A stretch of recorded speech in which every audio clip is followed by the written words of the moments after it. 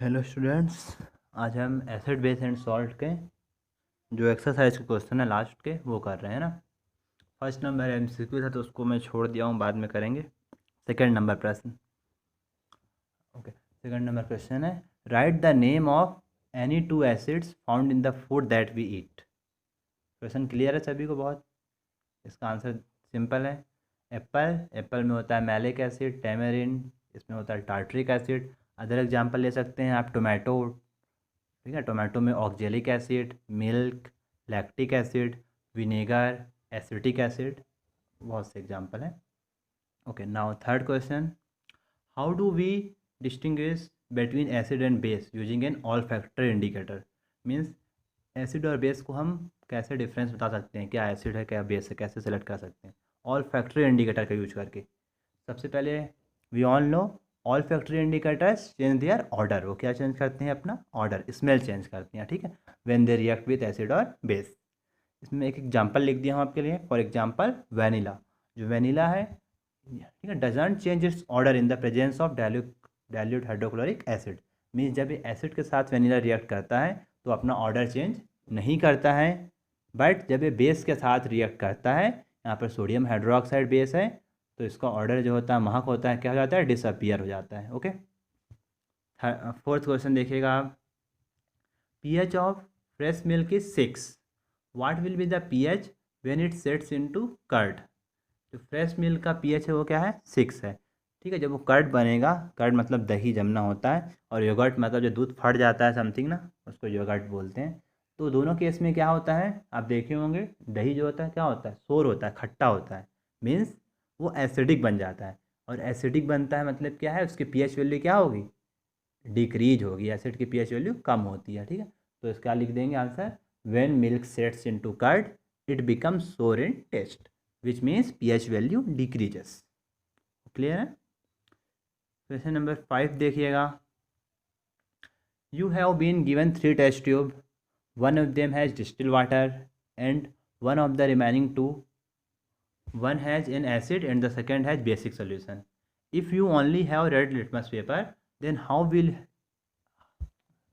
Question लिखने में misprint हुआ है, identify the nature of solution in each of the test tube.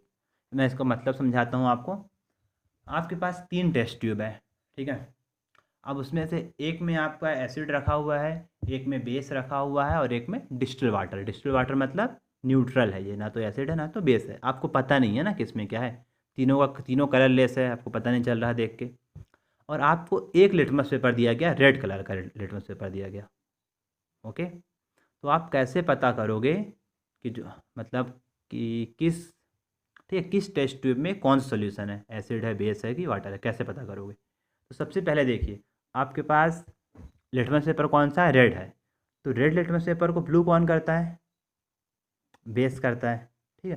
तो हम लोग फर्स्ट क्या कर सकते हैं, हम तीनों में लिटमस पेपर को पहले तीनों से रिएक्ट करेंगे, मतलब तीनों टेस्ट ट्यूब में जो लिक्विड है, सॉल्यूशन है, तीनों से रिएक्ट करेंगे। ओके, तो जिस सॉल्यूशन से वो अपना कलर चेंज कर लेगा, मतलब रेड से क्या हो जाएगा? ब्लू हो जाएगा। तो वो सॉल्यूशन क्या हो जाएगा? रेड से ब्लू करता है, वो होता है बेस। ओके, अब यहाँ पर ध्यान रखेंगे कि आपका जो लिटमस पेपर था वो कौन सा कलर हो गया?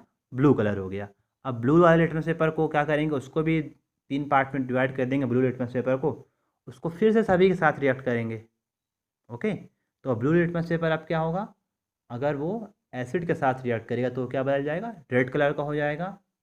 क्लियर है? तो इससे पता चल जाएगा कि ये एसिड है, और जो वाटर वाला होगा उसके साथ कोई भी कलर चेंज नहीं करेगा। बस सिंपल है। आंसर देख लीजिएगा एक बार।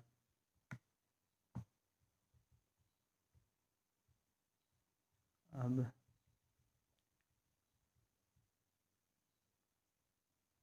कुछ प्रश्न छोड़ा हूँ ना मैं, छठवां, मतलब थोड़ा एक्सपेरिमेंटल टाइप का प्रश्न रहा, एक्सपेरिमेंट करके थोड़ा लेंथी आंसर होता है इसलिए छोड़ दिया।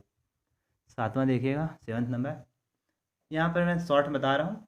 यहाँ पे देखिए, टेबल में कुछ सब्सटेंस दिए हुए हैं जिनका पीएच वैल्यू दिया हुआ है। आपको बताना है कि इसमें से बेस कौन सा है, एसिड कौन सा है, और न्यूट्रल कौन सा है। तो बहुत सिंपल है, आपको पता है, जो 7 से मोर देन होता है वो बेस होता है, 7 से लेस होता है वो एसिड होता है, और जिसका 7 होता है वो न्यूट्रल होता है। तो आप इसको देख के आसानी से बता सकते हो, ठीक है। बेकिंग सोडा क्या है, 7 से अधिक है, 8.2 मतलब क्या है, बेस है। लेमन जूस एसिड है, 7 से कम है। विनेगर 7 से कम है तो क्या हुआ, एसिड है। सोडियम हाइड्रोक्साइड ज़्यादा है तो क्या हुआ, बेस। वाटर देखो 7 है तो क्या होता है, न्यूट्रल होता है। तो आप इसके आंसर लिख सकते हैं पढ़ के आराम से। मैं आगे बता रहा हूँ।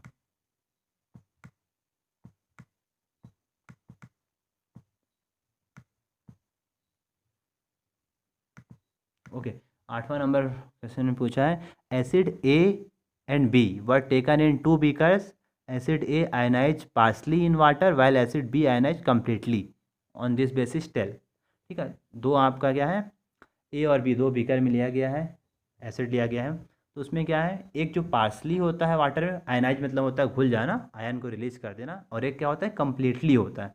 तो यहाँ पर ये याद रखेंगे, जो ज़्यादा आयनाइज होता है वो क्या होता है, एसिड होता है। जो कम आयनाइज होता है वो लगभग बेस होता है या तो वीक एसिड होता है। ओके, तो यहाँ पर देखिए, ए में पूछा है which among A and B is strong acid and which is weak. तो ज़्यादा आयनाइज कौन सा हो रहा है, देखिए बी आयनाइज कंप्लीटली लिखा था ना, मतलब B is strong acid and A is weak acid. क्यों, क्योंकि ए जो है वो पार्सली आयनाइज हो रहा, बी जो है कंप्लीटली हो रहा। जो कंप्लीटली आयनाइज हुआ वो स्ट्रॉन्ग एसिड हुआ, और जो पार्सली हुआ वो वीक एसिड हुआ। क्लियर है। वाट इज वीक एसिड, मैं डेफिनेशन इसी को बना के लिख दिया, acid which ionize partially in water is weak acid. What is strong acid, acid which ionize completely in water, मतलब पूरे तरीके से आयनाइज जाता ज़्यादा होता है, उसको क्या बोलते हैं, स्ट्रॉन्ग एसिड बोलते हैं। क्लियर है, आप सभी को आसानी से याद कर सकते हो। गिव एग्जाम्पल ऑफ बहुत strong acid and weak acid. यहाँ पर मैं एग्जाम्पल दे दिया हूँ, सॉरी मैं यहाँ पे स्ट्रॉन्ग एसिड का एग्जाम्पल लिखा हूँ, नाइट्रिक एसिड और सल्फ्यूरिक एसिड, और वीक एसिड का एग्जाम्पल लिखना मैं भूल गया हूँ, तो आप लोग अपने से लिख सकते हैं। वीक एसिड का एग्जाम्पल बता दे रहा हूँ मैं, vinegar acetic acid, Apple malic acid, ठीक है, टैमरिंड में टार्टरिक एसिड, ये सभी जो एसिड है क्या है, वीक एसिड है। आप इसका एग्जाम्पल भी लिख लेना नीचे। Okay, next question, the pH of soil in the टिकेसुरी फील्ड इज 4.2। देखो टिकेसुरी के फील्ड में क्या है, पीएच वैल्यू कितनी, 4.2 है। उसको पैडी का क्रॉप लगाना है तो उसको कौन सा क्या यूज करना पड़ेगा। तो जाहिर सी बात है 4.2 है, मतलब उसका सॉइल कैसा है, एसिडिक है। ठीक है, पैडी के क्रॉप के लिए क्या 7 के आसपास होना चाहिए पीएच। तो एसिडिक है तो उसको क्या ऐड करना पड़ेगा, बेस।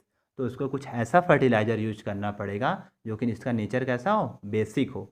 इसका एग्जाम्पल लाइम, ठीक है, लाइम हो गया, फिर एस हो गया, राख उसको बोलते हैं। तो उसको ऐड करने से वो थोड़ा सा बेसिक बन जाता है। 12th नंबर देखिएगा, व्हाट इज न्यूट्रलाइजेशन रिएक्शन, पहले भी पढ़ा चुका हूँ मैं। Acid and base react together and form salt and water, this process is called neutralization. दो ठो एग्जाम्पल लिखने को बोला है, दो एग्जाम्पल दिया हुआ है यहाँ पे, मैं देख लीजिएगा। ओके, 13 नंबर प्रश्न है, समारू added baking soda to raw milk so that its pH changed from 6 to 8. This milk will take longer to change into curd. Why? देखो समारू क्या किया, मिल्क में क्या ऐड कर दिया, बेकिंग सोडा ऐड कर दिया। तो मिल्क थोड़ा सा एसिडिक होता रहा, pH 6 था, तो उसका बेकिंग सोडा क्या है, बेस है। तो उसको ऐड करने से मिल्क का pH बढ़ गया, 6 से 8 हो गया। तो इससे क्या होगा, अब मिल्क को कर्ड बनने में अधिक टाइम लगेगा। क्यों लगेगा, because milk will become basic, क्योंकि अब मिल्क क्या बन चुका है, बेसिक बन चुका है। तो उसको अब दोबारा एसिडिक बनने में थोड़ा सा टाइम क्या लगेगा, ज़्यादा लगेगा। So it will take more time to change की स्पेलिंग गलत है, देख लीजिएगा, into curd. What is a salt, how is the nature of a salt determined. Salt क्या है, देखिए यहाँ पर डेफिनेशन लिखा हूँ मैं सॉल्ट का, salts are ionic compound, ionic compound है which one part is positively charge and the second part is negatively charge. आप देखे होंगे सॉल्ट को, एग्जाम्पल सोडियम क्लोराइड, सोडियम कौन कैसा होता है, पॉजिटिव होता है, क्लोरीन कैसा होता है, निगेटिव होता है इसकी वैलेंसी। ओके, इसके बाद नेचर ऑफ सॉल्ट किस पर डिपेंड करता है, तो नेचर ऑफ सॉल्ट डिपेंड करता है, क्योंकि देखिए सॉल्ट किससे बनता है, एसिड और बेस से। तो किस टाइप के एसिड और बेस से मिलकर वो बन रहा है, उसी के ऊपर उसका सॉल्ट का क्या करता है, नेचर डिपेंड करता है। तो nature of salt depend on acid and basic radicals. Example में लिखा हूँ, देखिए नाइट्रिक है, ठीक है, नाइट्रिक एसिड है, ये स्ट्रॉन्ग एसिड होता है ना, मैं लिखवाया था अलग से आपको एक बार। ये सोडियम हाइड्रोक्साइड, ये वीक बेस होता है। अब देखिए एसिड स्ट्रॉन्ग है और बेस क्या है, वीक है।